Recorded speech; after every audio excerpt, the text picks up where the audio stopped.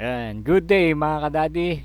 Finally, mahahatid na natin ang bangka sa final destination sa malalim, sa tulay ng Santa Ines. Ayan, mga ilang minutes yan. Ayan, patulong tayo sa kay Mark at kay Jobert na taga BSU Meneses, kaklase ni Fredo. Ayan, nagpatulong, mababait po yan. Ayan, lagi nasa amin yan. Dalawang bata na yan. Ayan, hinulog na namin yung bangka. Yan, for testing sa malalim na buong buo yung aking ano na hindi siya mahuhulog at kampante ko dahil sa aking ano sa aking kaalaman.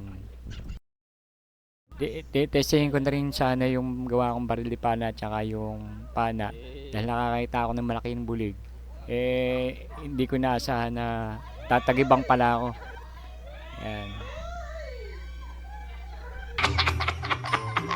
Hirap pala nag-uumpisa ng vlogging. Nahulog pa yung cellphone sa ilog. Pati yung perang marami sa bulsa. Mga kadadi, tatlong bagay po ang aking natutunan dyan. Sabi sa Proverbs o Kawikaan, huwag kang mananangan sa sariling karunungan. At sangguniin natin si Lord sa ating mga gagawin at babalakin para mas sure ang ating patutunguhan. Yan, marami po akong natutunan na maraming kaibigan, mga basher na sabi kulang ng ganito, kulang ng ganyan.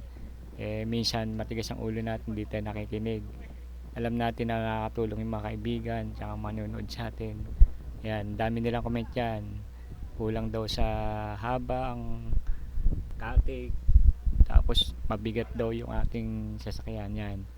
Finally, ihahatid ko na siya sa garahe ng aming likuran sa bahay mismo sa likuran namin. Doon siya nakapirmis. Doon na natin siya makikita lagi sa Dongan. Yan. Yan. Yan, habang naglalakbay ako, andiyan yung mga kaibigan natin, si OP nga pala, shoutout sa pa-uniform na si OP, si Paring Neg, at si Maring Rose. Yan, ayan na, final ko na napaparada sa aming likuran.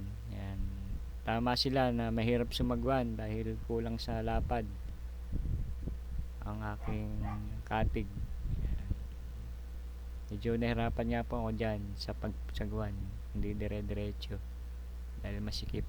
Yan, mga kadadi, nakita nyo ba yung flood control na nakabarega dyan? Yun sa lugar namin, ang hindi na ituloy. Hindi natin alam kung completed report na rin yan. Yan.